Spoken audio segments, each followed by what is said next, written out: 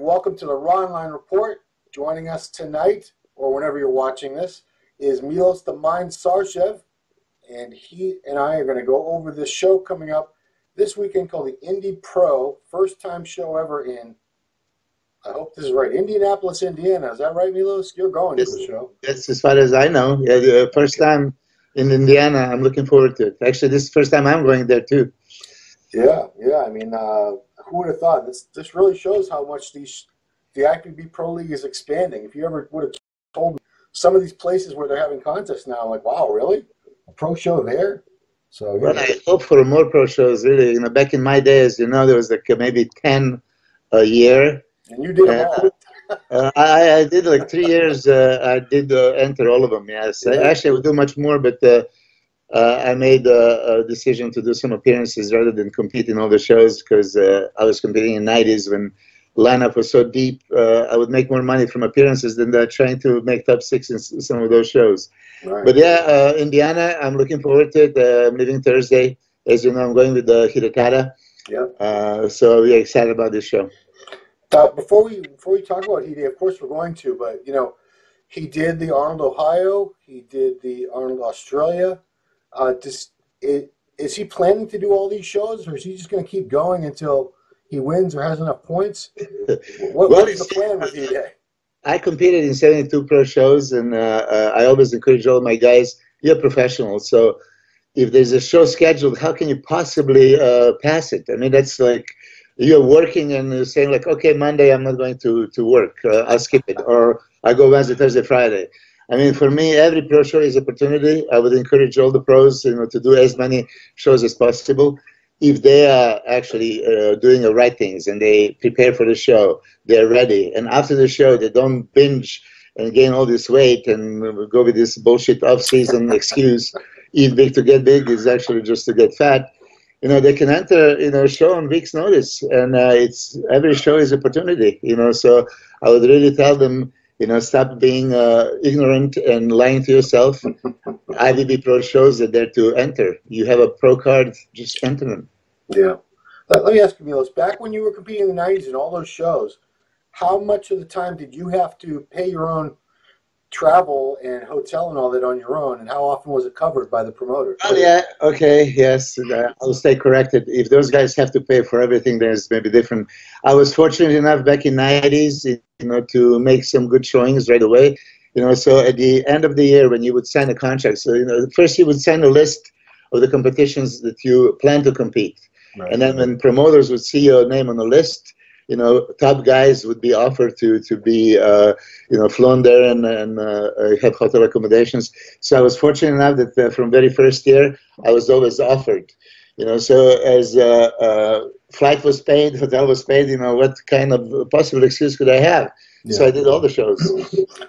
I mean, you talk to a lot of the top pros today. Is it still similar? The top guys still get paid, you know, their expenses covered to be at some of these shows, I would hope? I'm sure the top guys always get everything taken care of, and then, you know, some other guys don't. Now, I would certainly hope that their endorsers and sponsors would pay for them, because if I'm sponsoring somebody, in my interest is to send them to as many competitions as possible. So I hope that those supplement line companies would start maybe giving incentive to the guys and actually offer them some bonuses if they place higher.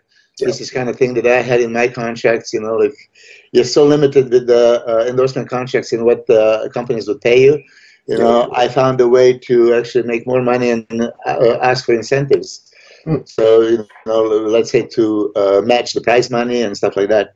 You know, so all you guys that have a contract, you know, try to renegotiate, talk to the sponsors, and you know, try to at least make them support you and pay for all the flights and hotels at the shows that the promoters are not paying for you. All right. Yeah, that's important. I mean, if you are going to do, I would think these guys, if they have all their expenses paid, unless it's someone who really loves that off season and just can't go without 8 or 9 months out of the year in the off season, yeah, why wouldn't you do more shows? Well, you see, actually, Hidetada, because he decided in the last minute to enter the show, you know, has to cover his own expenses. So, you know, I feel for those guys. And I know that some European guys are also coming at their own expense. So it's a big thing. Now, speaking of that, I mean, back in 2007 and 8, maybe, I made some comments that you see, imagine those European guys or Asian guys coming all the way from wherever they are, Yeah. and they have their family and they have to pay for everything. And then they just have a one courtesy call on the stage. You know, they're not being compared. Yeah. This really didn't sell good with me because, you know, just give opportunity to those guys to show what they have, you know, to have a sense of competition, you know, because, if anybody else is better than them, they're going to prove it, but at least give them a chance to be compared. This is one thing that I always, you know, try to emphasize in all those meetings and athletes meetings especially.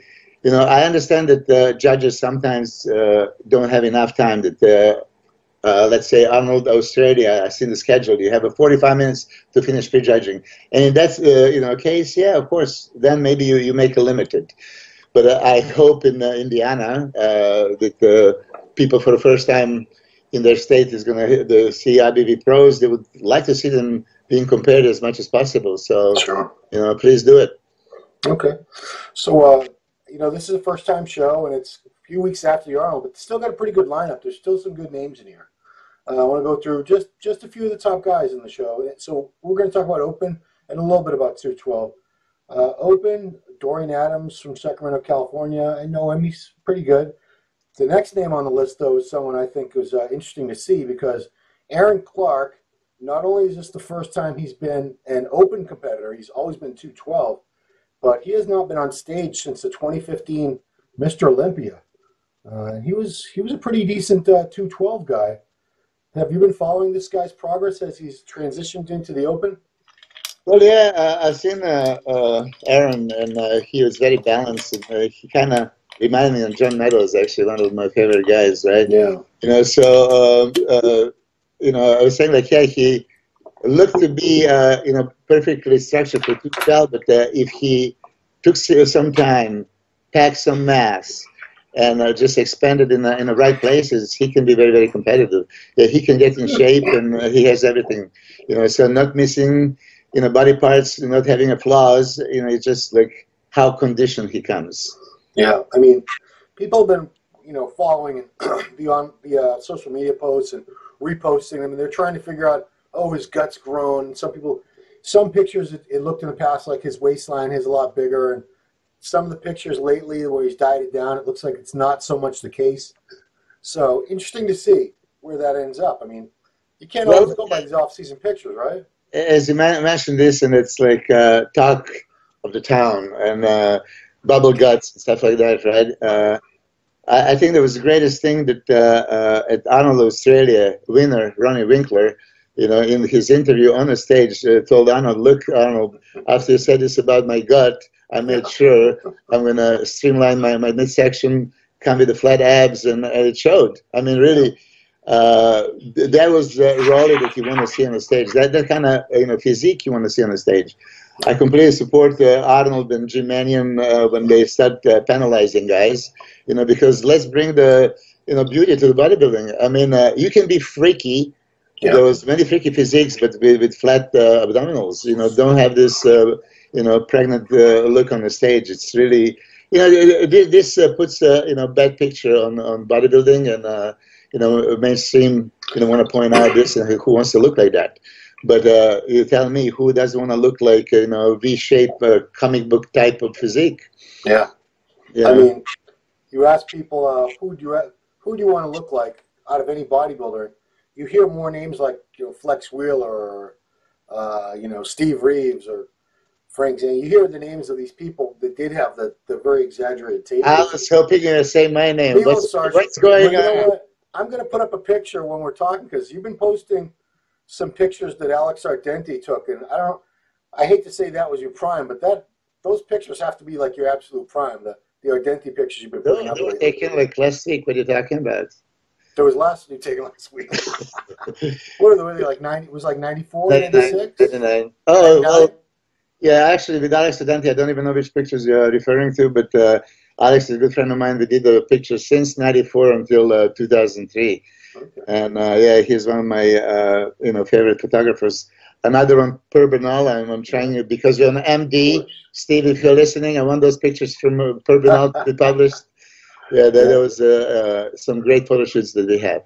Yeah, I want to see the pictures of you and Deirdre Paganelli, because Deirdre, I used to have I think the posters from MD with her, I used to cut out and put up on my office wall back when I worked for the American Muscle Show.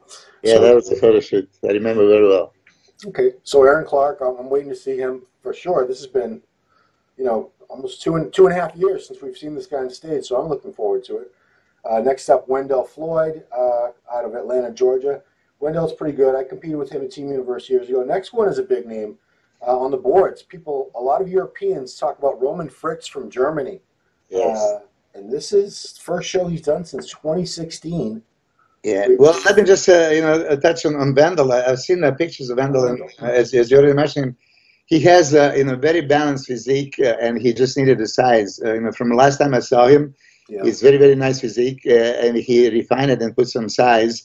And I mean, bodybuilding is that progressing. So bodybuilding, if he's building that body correctly, he had that shape, so he can really grow into a tremendous competitor.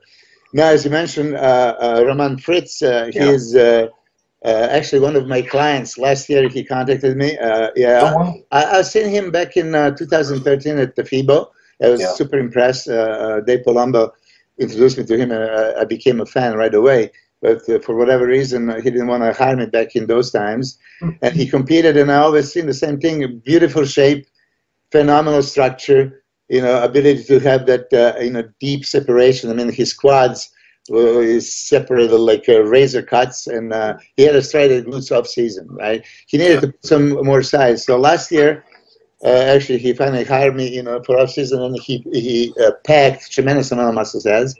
So, but then, he disappeared a little bit. He had some private issue, and he just contacted me like 6 weeks out of this show, and I was so busy with it. And Roman, if you, listening to this, I love your physique. I'm rooting for you, and of course, I hope you can still work one day. I just literally didn't have a time to, help him for this show. I hope he's going to bring it. I've seen those pictures 6 weeks ago. 6 weeks before the show, that's right.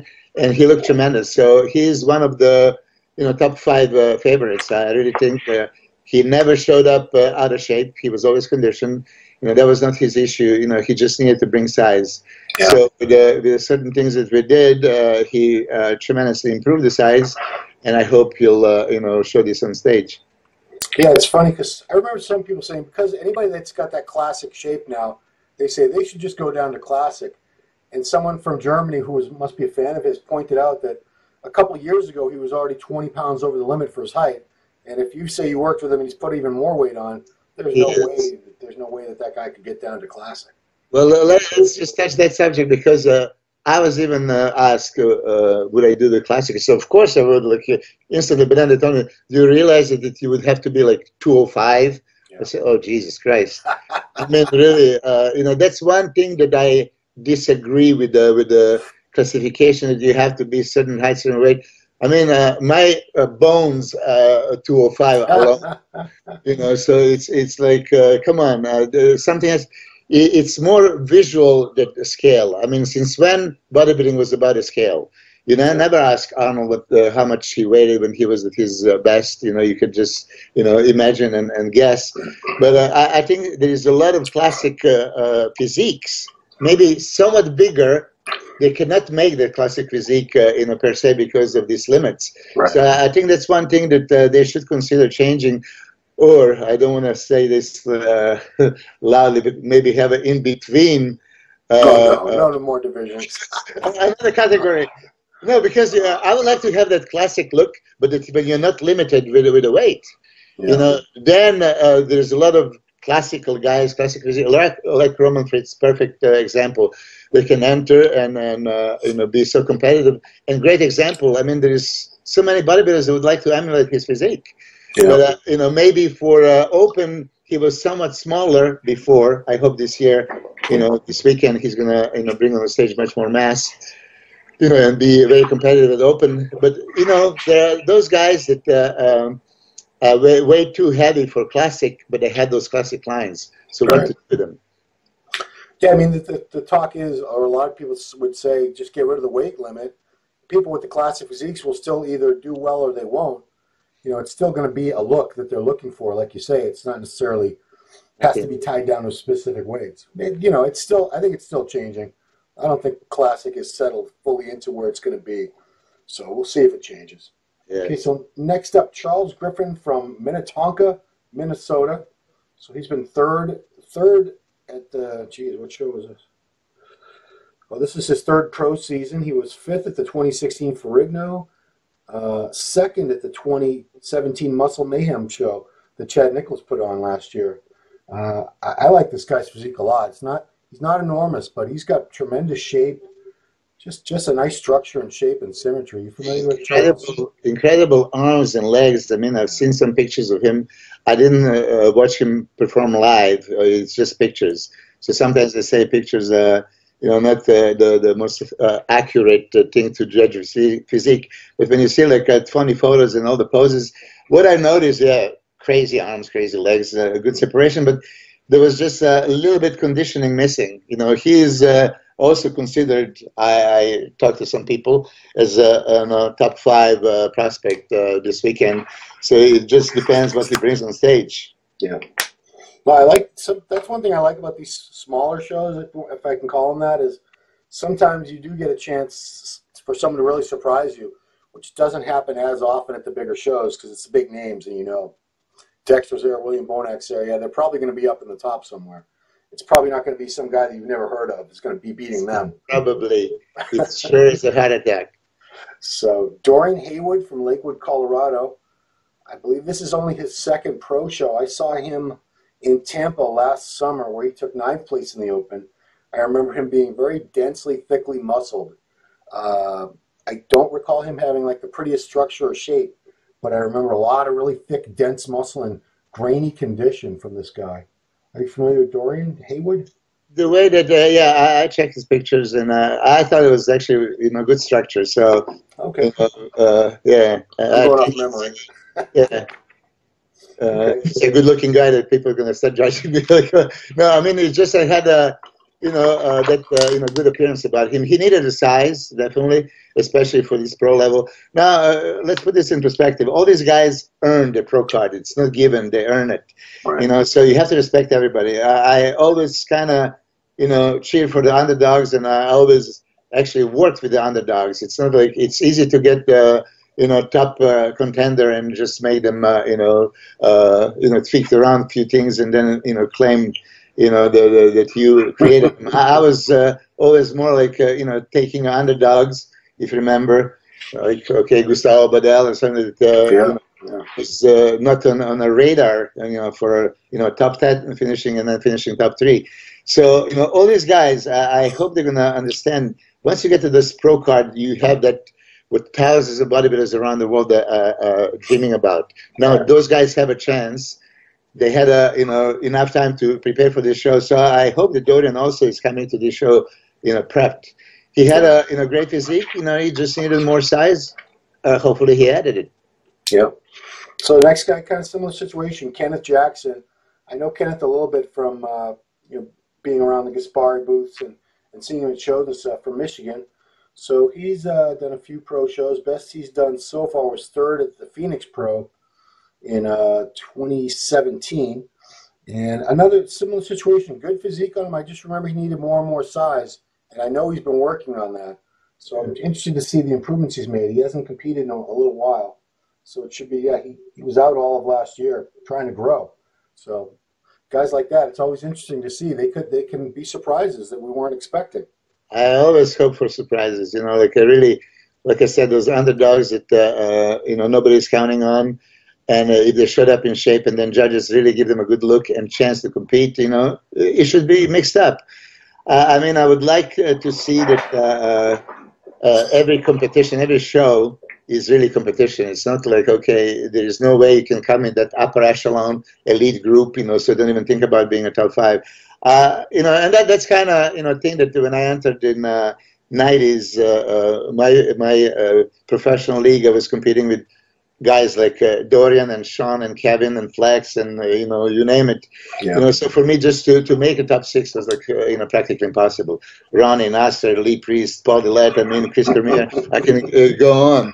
You know, but I didn't care. You know, I really you know, I made many top 6 finishes. You know, and you know, a lot of people doubted. You know, I was just getting ready, and I would step on stage ready. I mean, I don't think you can see me in any show, you know, that I entered 72 pro shows that I was out of shape. You know, so all those guys, they have a pro card.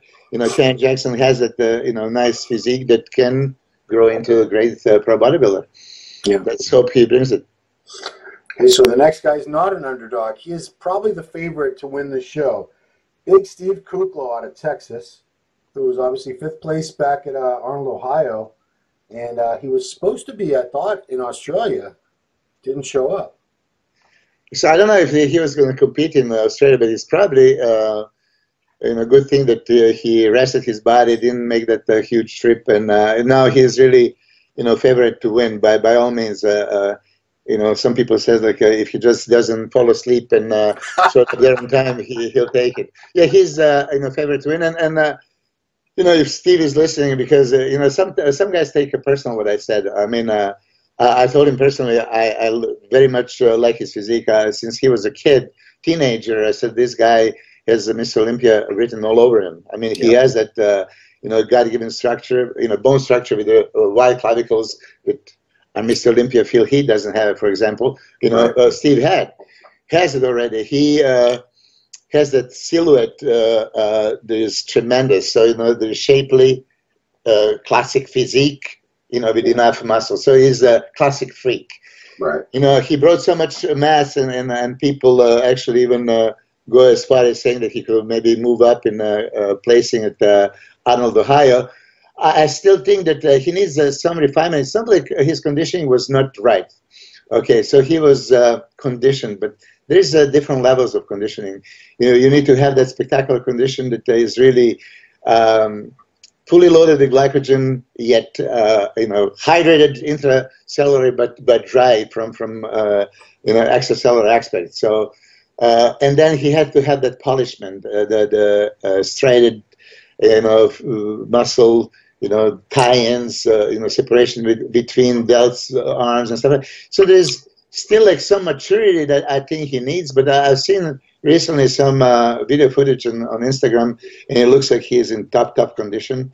So I see him as absolutely first favorite, you know. So I actually am kind of embarrassed. I always call him Kuchlo, not Kuklo, you know. So I don't know. Somebody told me this, and I kept calling him. So I'm, you know, glad that you corrected. So I'm not going to make that mistake. You know, you're probably saying it right, because I believe he's part Hungarian. Kuklo probably is a Hungarian name, right? Well, you know, if he is, then I won't be surprised. Yes, you see, there is different spelling, and yeah, you know, maybe that's why. You know, I heard from somebody from Europe they call him like this, and you know, for me, it's sticking in my head that he's Kuchlo, not Kuklo. But either way, Steve is absolute favorite to win. I mean, there's a couple more guys that, of course, gonna you know, push him, but it's his show to take. Yeah, I mean, if he doesn't win this, I'd be, not to put anybody else down. I mean, we got a couple names coming up. There's 3 other guys in this show, I think, that definitely have the capability of winning if they nail it 100%, that we'll get to. Next guy, we'll talk about Michael Lynn out of New York. All I remember Michael Lynn, he kind of looks like a smaller version of Dennis Wolf, even facially. Yeah. I think he's the guy that won the Masters, like over 40, and he has a complete package. I mean, you can see there was the years and years of building that physique. Very, very nice. I agree with you. He has you know, some resemblance to Dennis, and you know, Dennis being a top pro and you know, favorite of many people watching the show. You know, they're going to probably appreciate Michael. So again, he had enough time. You know, if he made improvements, and I don't see why not, because let's put it this way. You've seen Dexter Jackson improving at his stage of life. Tony Freeman. I mean, there's many guys before, like I mentioned Albert Beckless, Boer Coe. late 40s and 50s, they were improving. So I'm sure that Michael can bring on stage, tremendous package. Okay, Joseph Mackie out of Irving, Texas. I am not familiar with Joseph Mackie. I'm sorry. I also checked his pictures. Yeah, to be familiar, it's a very shapely guy. Again, it just needed the size. So I apologize for some of you guys. I cannot say much more because I didn't see you compete. I can only see the pictures, and by making assessment from the pictures, I can just say very few things. Yeah. So the next guy, I saw this guy turn pro as a Masters a few years ago, Milton Martinez out of Puerto Rico, and he was a 212 competitor. He's been third place at the Phoenix Pro, third place at the Texas Pro. This is, I believe, he did one appearance at the Puerto Rico Pro as an Open and took fifth, but this will be the first stateside appearance for him as an Open competitor. So we actually have, that's another guy, because Erin Clark is another 212 that moved up. Yeah, I mean, the way I saw him also in the pictures, because I haven't seen him compete. I'm just in U.S. in September, so I didn't see the Perino show and Phoenix show and whichever you just mentioned. He needed a little bit more balance. His upper body was overpowering his legs, but tremendous feet taper, good physique and great potential. Again, for all the guys that are missing out the legs, I would just tell you, come to California. Fit Nation Gym in Norwalk, California. Train a few times and you see what happened. Next week I'm going to train Pete. My client, he's doing Olympia. Sorry, not Olympia.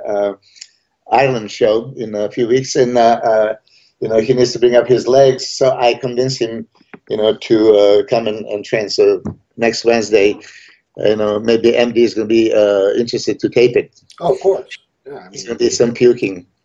I put you up there as with Charles Glass and any of the people that are the top sought-after trainers in the world. The things I've only seen a couple things on video and on your Instagram and so forth, but you've got some very unique intensity techniques. You're famous for those giant sets, but that's like 1/1000th of everything that you have in your arsenal. Confused. No, I'm after a maximum stimulation, a maximum amount of muscle fibers. So therefore, you have to have some heavy-duty moves. So it's not. But the giant sets are, cherry on the top. Yeah.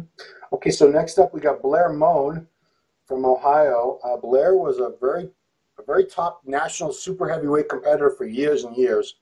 Finally got his pro card. I haven't heard him doing anything as a pro as of yet, but I know he has tons and tons of muscle mass. He's definitely one of the larger guys out there. Yes, I don't know if he's competed as a pro yet, has he? Not sure. I'm not sure. Yes, I've seen the pictures, and he's thickly muscled, but maybe for my taste, a little bit thicker waistline. That it comes with the. Sometimes if you're a powerlifter type of beginner, right? You have a background in powerlifting and you have that stocky physique. Then you just have to count on that and put much more muscle elsewhere. So hopefully he refined it, and he has so much muscle, so nobody can ignore the muscle. It's a muscle show after all. Yeah. So next guy is Justin Luis Rodriguez, who I didn't know a thing about this guy until I was in the New York Pro watching that show last year. We ended up taking fourth place, and then he came back to the Arnold, Ohio this year with about 20 pounds additional muscle than he had last season, because he's been working with Abdullah, the trainer from Oxygen Gym. I don't know if he's actually gone over there or not, but anyway, Abdullah is coaching him, and he looks like he was able to keep that small waist. I mean, he's got one of the freakiest double bicep shots I've ever seen. Tiny waist and those big, jagged peak biceps. Yes, he is a legitimate contender for a title, and he's going to push Steve big time. Yeah. He has some advantages over Steve, maybe that, as you say, a smaller waist and a crazy V-taper once he lifts those arms. And he wasn't super conditioned that, sure you mentioned Arnold there. I think he placed 7th, so He was not conditioned there. I mean, not enough, to be top contender. But he certainly has the physique, structure, mass. He's much bigger. He is, definitely top contender, and he's going to be. I can see him being called out with Steve, head to head, and let the best man win. I mean, it's going to be tough. Both of them have to bring their best. And this next guy, I think, is a top contender too. From the UK, Luke Sando, who was just 6th place at the Arnold Australia. And, last season I saw him for the first time, and he was at the Arnold, Ohio. Condition was way off. I wasn't in Australia, but it looked to me like he could have been even tighter. So if this guy's tightened up a little bit, I think he's got a shot of being – he'll definitely be in that first call-out. By all means. I agree with you. You just saw him compete. Yeah, I saw him compete. I know he's a training partner of one of my clients, is Ben. And so I've seen a lot of pictures, and I think he's representing Iron Rebel. Hey, guys. Okay. I always hear this. There it is. Yeah, I love the guys, and I always support him.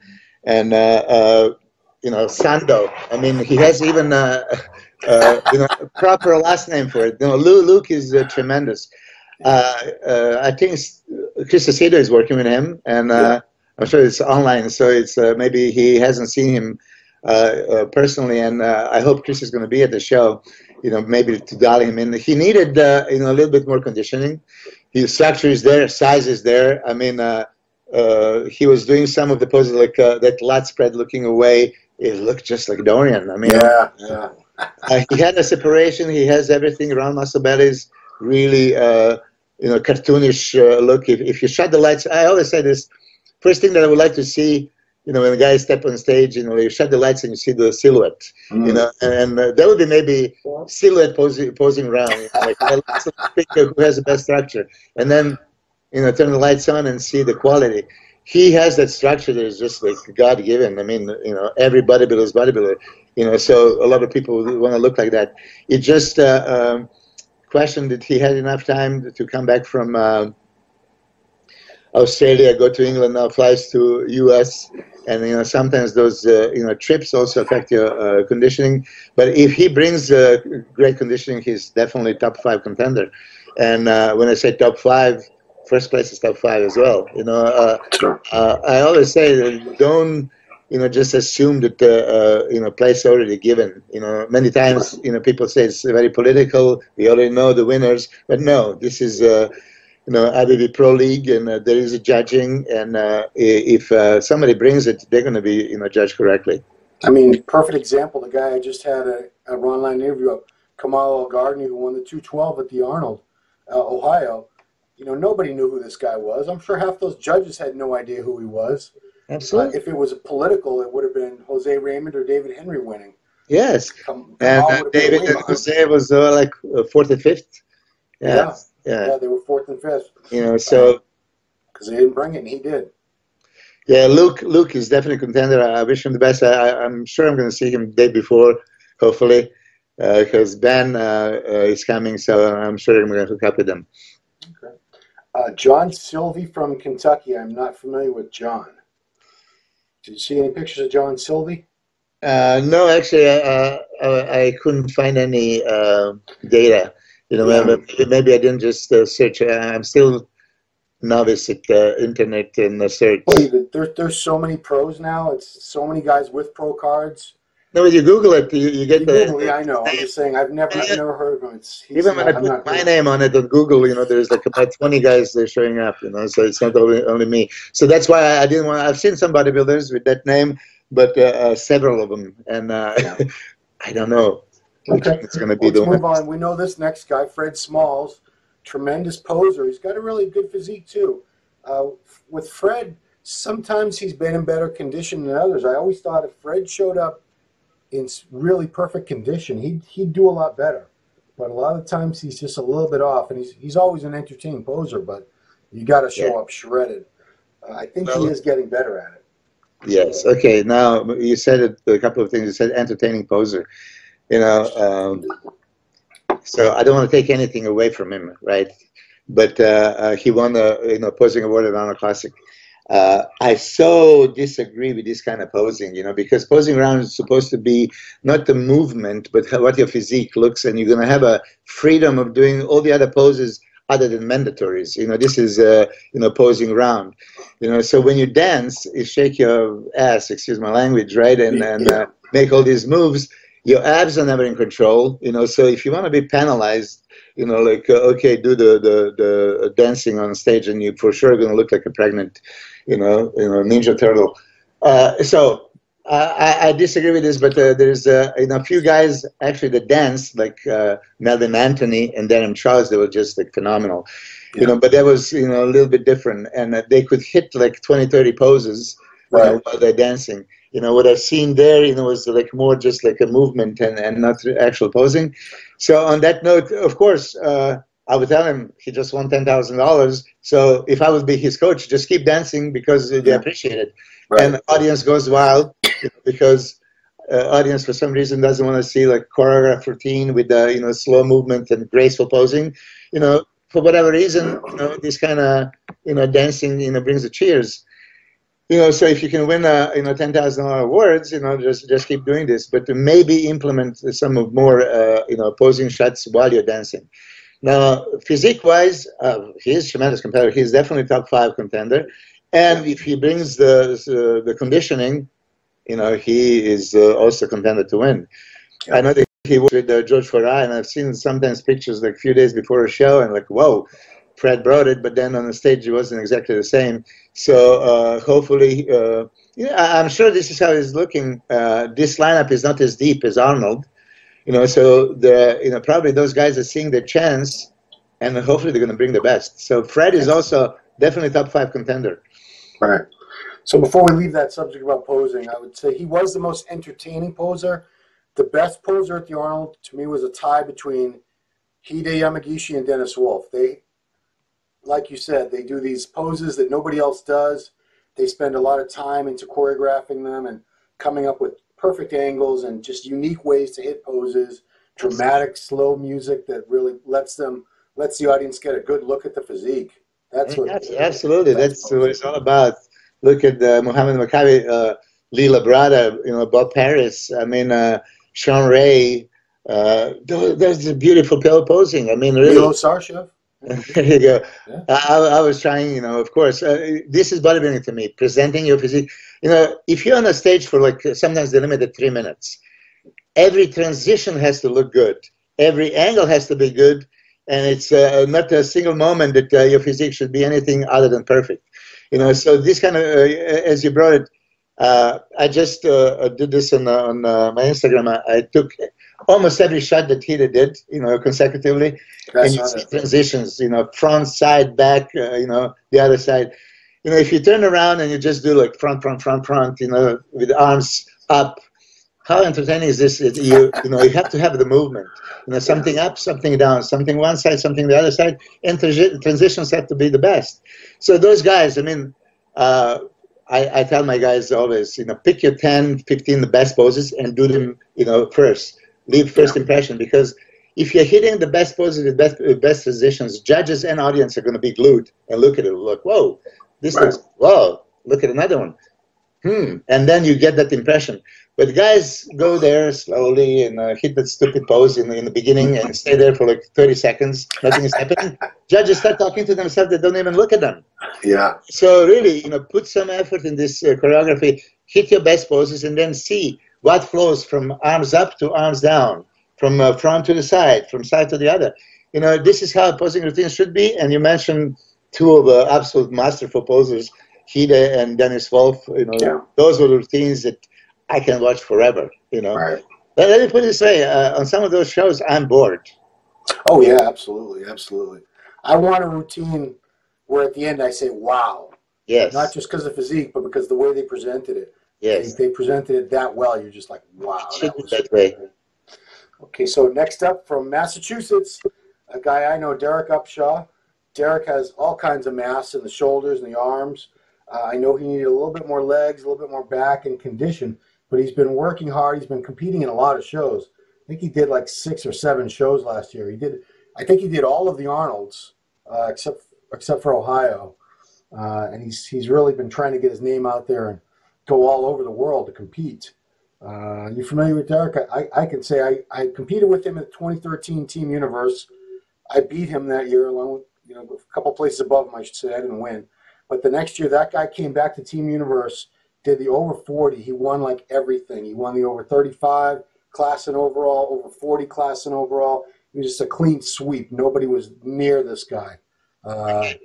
I'm glad how you slipped that I beat him. I slipped there because I beat a smaller, softer version of him. It wasn't really him. Yeah. The real him was destroyed. I beat Cutler many times. I beat Ronnie Coleman many times. You should say that. Yeah, so, let's not mention when, but, then again. You still beat him? Yeah, exactly. It's on my record. My daughter was like a huge fan of Jay, because he was like Cutler, right? Yeah. So, when he came there and she was taking pictures, he was like, hey, Jay, when she would tell my daughter that I beat her like more times than he beat me. But anyway, yeah, so as Derek lost to you, he really has no chance in this lineup. Yeah, I know. Poor guy.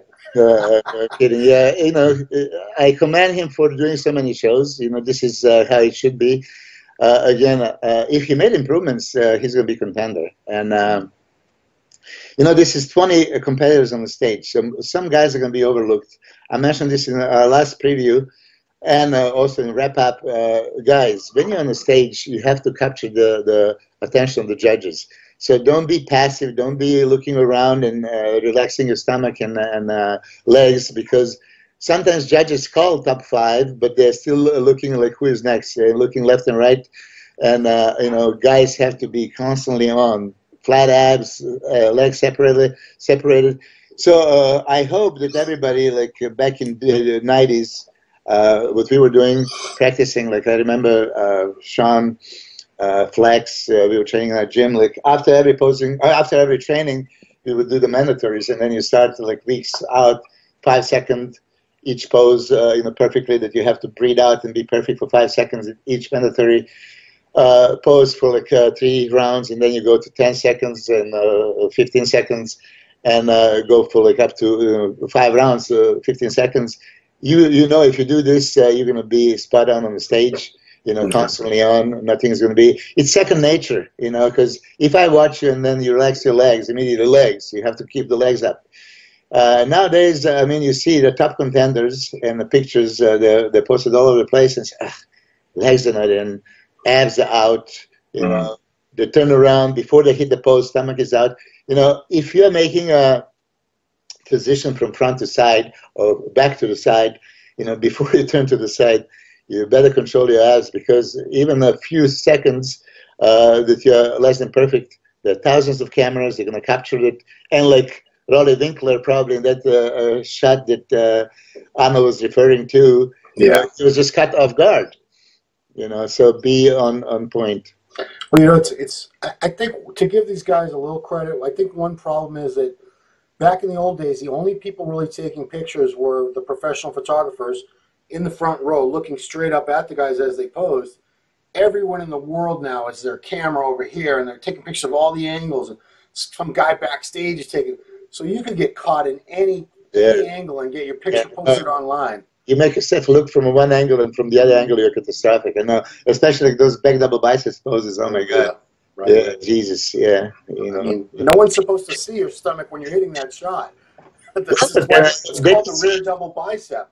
If guys don't practice this, they should see, even in pumping iron. Arnold talks about it. You do the back double bicep shot, and after he hits the back double biceps, he contracts his abs, and there's just more detail on the back. So when there's a double mirror, and you can see this in the posing room, there's tremendous. Try, guys. See yourself, see your back, hit the back double biceps pose, and then flex the abs. You're gonna get the new detail. So that way, if somebody's taking a picture from the wrong angle, you'll also be ready. Yeah. So just a couple more guys talking about the Open. Ian Valliere from Canada, who is, I guess he's more famous at this point. We'll see if he becomes more famous on his own. But right now, I think most people know him as Chris Bumstead's training partner, and his girlfriend for 5 years has been Chris Bumstead's sister. Melissa Bumstead. So I know from pictures, the only pictures I was familiar with him was when he turned pro, and he did it at one of those, I believe it was down in South America. And I was not very impressed with him. I thought he needed so much more size. That was a few years ago. I've been looking at his Instagram, and I'll be doing an interview with him soon. He's packed on a ton of size, this guy. Ton of size. Actually, I think he's a very good potential. Yeah, I've seen some pictures, growing into this new physique that he has. He's very, very good potential. Yeah, and I don't know what he's going to look like this Saturday, but even from the pictures, I always project, if this is my athlete, what can I do with him? He is one of the athletes that I would love to work with because he has that potential to go really far. Yeah, so yeah, if he brings it, he's going to be contender. Last guy we'll talk about in the Open, 5th place at the Arnold Australia, Hidetaka Yamagishi. What can we expect from Hide? Yes, of course. We still hope that he can win the contest. Of course, and there is something about mentality, of a winner. So of course we know that there are some guys they're favored, like Steve and Justin is contender, but Hida is absolutely right next to them. So we're gonna go again for conditioning, right? Because I think he put himself in that category now that everybody's gonna expect him to be that conditioned, right? And so that's what we're gonna bring, and hopefully even improve physique. Because if you see, he improved from Arnold, Ohio to Arnold, Australia. And I hope he can make another improvement. And if he does bring improvement, which we hope he will, he's going to be, definitely contender. Hida is a consummate professional. I mean, he doesn't leave a chance. I will tell you a little secret. I actually gave him extra day off yesterday. Yeah, which is unlikely. But, again, every contest is different. We talked about it. I mean, people don't believe he was dieting on 700 grams of carbs, hardly, any cardio for a long, long time, and then included cardio, and he achieved that conditioning. We were going for that 90s look, 90 condition, striations. Back would be like mapped out and chest striated, all these kind of things.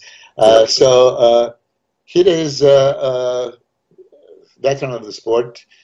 He is not going to be overlooked. I do believe that they're going to give him a chance. I think if he was given a better chance in both Ohio and here in Australia, he would move up in placing. I really saw him 4th at Australia, and possibly up to even in first call out in Ohio.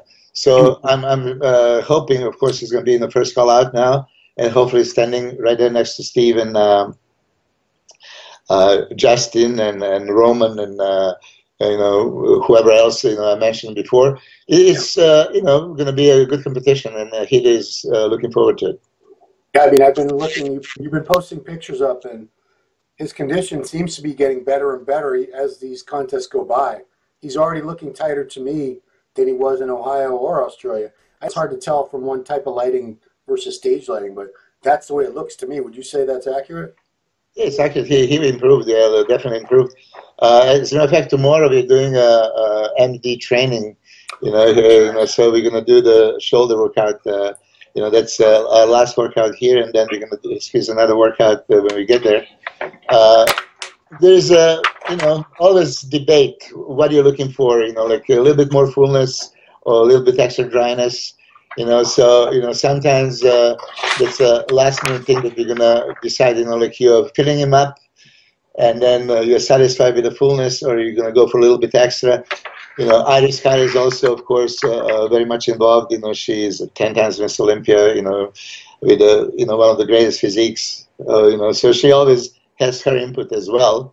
By all means, and Hida competed so many times. He's IFBB Pro champion in open division several times. So of course, IFBB Pro champion is coming there to possibly win another one. Yeah, I mean, I don't think everybody remembers that 'cause it's been a while, but he did win a couple open pro shows before he went down to 212. Absolutely did. Okay, so 212, it's a decent sized lineup, 15 guys. Some big names. We're only going to talk about a couple because we've spent a lot of time on the Open. First up, Ahmad. out of Sweden, who was runner-up in 2010 at the Phoenix Pro, third place in Texas that year. Very classic shape and look to this guy. We haven't seen him in a little while, so it's possible he's been taking all this time and improving too. I call him Ahmad, not Ahmad. Ahmad. Yeah, Ahmad. He's a good friend of mine. Yep. He is really, really good friend of mine, and actually, I'm in touch with him. He just sent me pictures 2 days ago. He is in shape. He has, one of my favorite physiques. Really, so wide with such a narrow waist, and really, a lot of people would love to emulate his physique, and he always comes shredded. He was sometimes criticized, not enough size, not enough maybe fullness to his legs and stuff. But really, I watched him compete in 212, and several times I just couldn't believe that he didn't win the contest. I mean, he was that good. If I'm a judge, I would definitely give him. And by all means, I'm his friend, so people are going to say maybe I'm a little bit biased. I didn't, help him for this show. He just, contacted me a few days ago. I'm going to come see him in a couple of days out. Of course, maybe give him some advice. But he has a God-given structure with the smallest, tiniest, tiny waist, and then back goes, to horizon. I mean, it's like widest, last spread I've seen. And then, he has this crazy flat abs with deep abs, separated legs, full arms. Ahmed is, for sure, in my book, favorite to win. Yeah. There's a couple of other guys there, but Ahmed is definitely coming here not to compete, but to try to take a title. So nothing against all these other guys. They all earned their pro cards. I'm sure there's some really good guys here, but I only want to talk about one other 212 because this is a very highly anticipated comeback. Silvio Samuel. We haven't seen him in, I think it's been since 2009 since he's been on a stage. It's been that long. And this is a guy. I don't know exactly how long, but he was absent for a while. Another one of my former clients and friends, and he's supposed to compete at the Farina show, I think, and then he pulled out. I guess he just wasn't ready, So Silvio at his best is, of course, contender to win, many shows. He has those round muscle bellies, and he has that ability to be straight. His intercostal serratus was stupid straighted. Really, straighted glutes and stuff like that. Round shoulders, round chest, round arms. He's training with Charles Glass at Venice Golds for a long time. I haven't seen any pictures. I haven't seen especially shirtless pictures or legs.